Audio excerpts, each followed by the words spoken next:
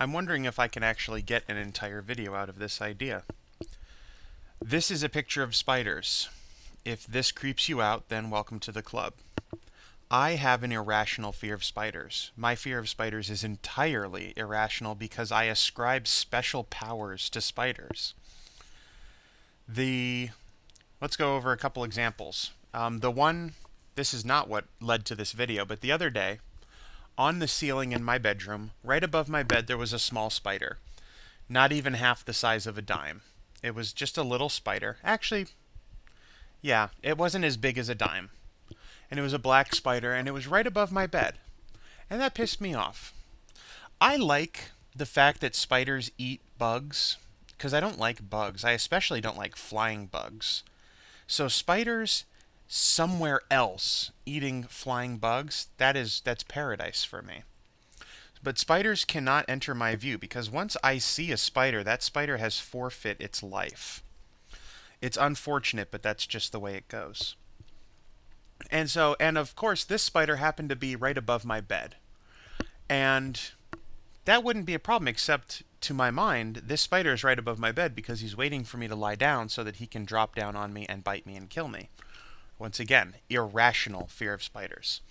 I then grab a napkin or a paper towel, something, and I go to squish it. And once again, irrational fear of spiders. I know that when I go to squish it, it's going to wait for me to get real close with that paper towel. And then right at the last moment, it's going to drop down onto the paper towel and run around to the other side where my hand is and bite me and kill me. Irrational fear of spider. It's baiting me. It's waiting for me to go up there, put my hand closer to it so that it can kill me. I hate spiders so much. Okay, so what led to this video? And what's the point of this video? Last night I needed to use the bathroom, but my roommate was taking a shower. So I went down to the basement bathroom. It's a split level house. There actually isn't a basement, but we call it the basement. Now, while I'm down there, the problem with the basement is that it has a low ceiling compared to me, especially in the bathroom. I think the ceiling's about 6'8" in the bathroom, and that's just, 3 or 4 inches taller than I am, so it's really close to my head. And then, like, the shower in the basement is only 6 feet tall, so I would actually have to duck down just to use the shower. Regardless, in the bathroom, now when I head down into the dark basement, my mind starts freaking out. And there's a vent in the ceiling of the downstairs bathroom.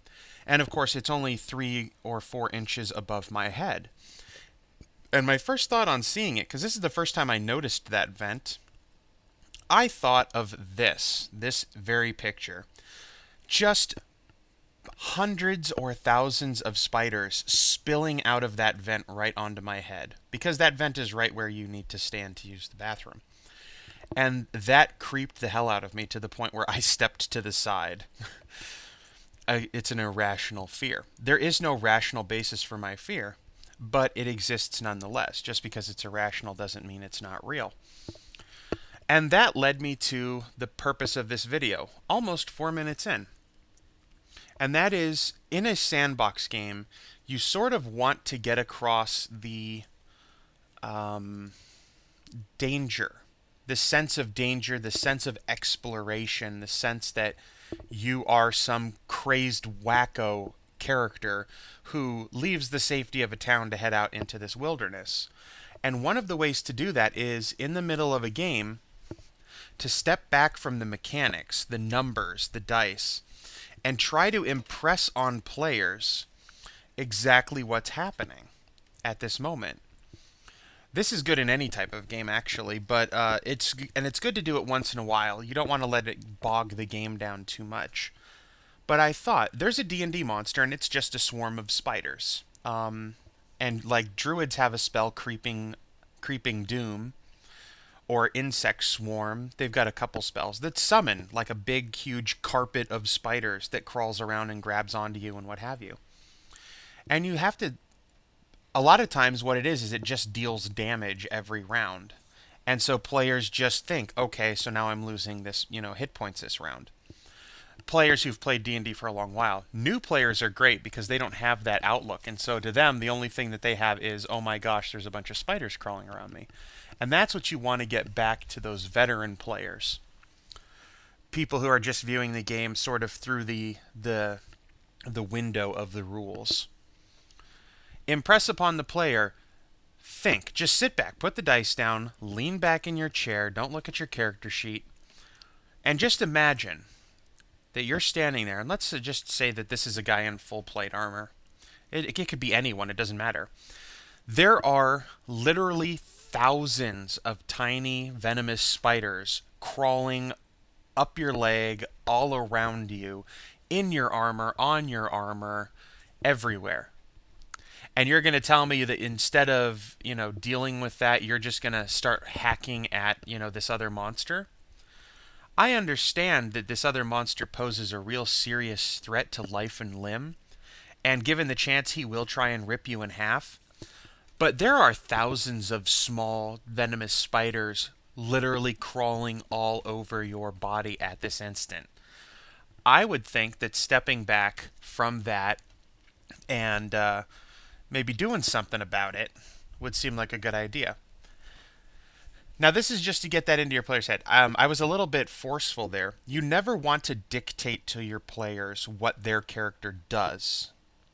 Players are in charge of their character. That is their realm. So don't tell your player, that this is something that you have to do or that you should do. Tell them maybe you should consider this, what it's like to be your character right now. I don't like it when people dictate to me what my character does, because that's none of your business. What was the point of this video? Okay, that was the point of this video. And I didn't know if I could stretch it out long enough, and I don't think I can. Well, I probably can. I'm really good at rambling. So every once in a while, take a step back, especially when it's something that you can really relate to. Imagining a giant troll standing in front of you and beating down on you, that, not so much. Because the point of the game is that you're heroes, and so to imagine a hero taking on this big troll, that's good. But now imagining a hero literally crawling with spiders, that's still it freaks me out.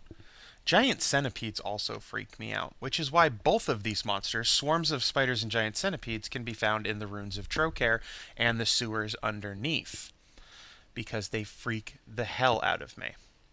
I also have another picture, which I found while looking for that first picture. Don't let the brain spiders get you down. That freaks the hell out of me, too. This is actually not as creepy to me, because it looks, it's illustrated. It's just, I don't know if it's painting. It looks like it might be painting. But it looks fake. This is a real picture of a bunch of spiders that creeps the crap out of me. This you could add to a campaign. This is not actually a good choice of monster for a campaign like the sandbox game. Something that kind of takes control of people, this brain spider idea. The reason why it doesn't work so well is because you're not dealing with other people. You don't go out and find villages that have been taken over by the brain spider. You don't have brain spiders invading the safe town, because both of those kind of violate the assumption of the game world. But in another game, non-sandbox game, these brain spiders that invade the person and live inside their brain and what have you, that would be a creepy, screwed up idea. Huh. I wonder if we're going to do that this week. This week we're going to play D&D on Friday the 13th, so we're not sure if we're going to keep playing our Hellfrost game with Strovil, or if we're going to play a Friday the 13th horror kind of scary game because of the actual Friday the 13th date. We'll find out. If we do play that game, I'm totally going to play this person. This will be my character. And I don't know if that's a guy or a girl. Based on the eyelashes and the eyeliner, I'm going to say that it's a girl. I'm going to name her Savage, because that's a cool name. Alright, that's the end of this video. It was a crappy, I don't want to say crappy video. It was a small idea that I have now managed to ramble to about 10 minutes. Bye-bye.